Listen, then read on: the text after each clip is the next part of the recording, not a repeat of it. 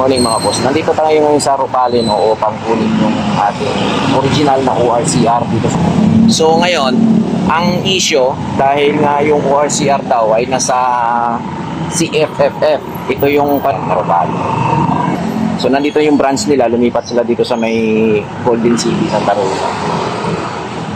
Hindi ko alam kung ganito yung magiging issue nyo. Kasi may nakausap ako ditong isa sa mga empleyado nila na may problema daw ang issuance ng ORCR dito sa CFF Ropale.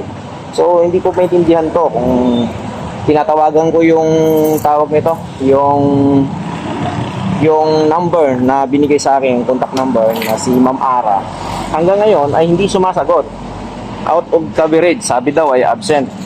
So mga boss, maraming daw reklamo about dito sa CFF founders na ito. Tingnan natin mga boss ha. I-comment nyo nga dito mga boss kung sino-sino yung nakaranas ng ganitong sistema about dito sa Ropale. So kung kayo ay kumukuha ng mga motor dito sa Ropale, yan, makikita mo yung Ropale na yan. Yan. So sana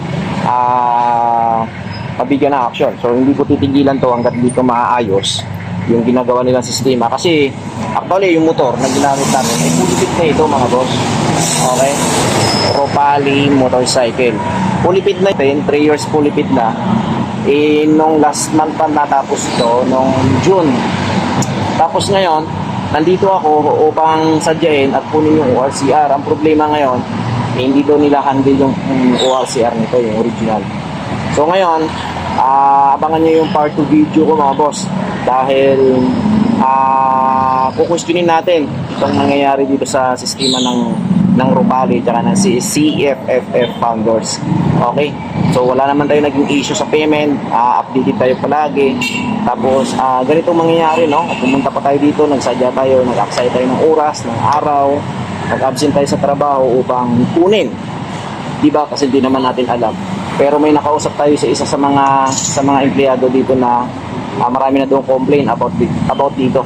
Okay, marami nang reklamo. So, kung ganon, abangan nyo yung part of video ko para atakihin natin to, yung ganitong sistema ng Ropale at ng CFF founders.